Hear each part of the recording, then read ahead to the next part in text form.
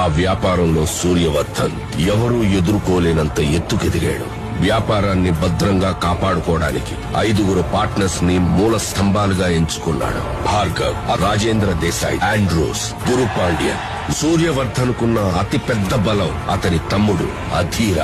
అతని సామర్థ్యంతో కట్టిన ఈ కోటకి సూర్యవర్ధన్ కొడుకు గరుడ చేయి తోడైంది. వారిద్దరి సారథ్యంలో కేజీఎఫ్ ఎవ్వరూ ఊహించలేనంత భద్రతలో ఉంది.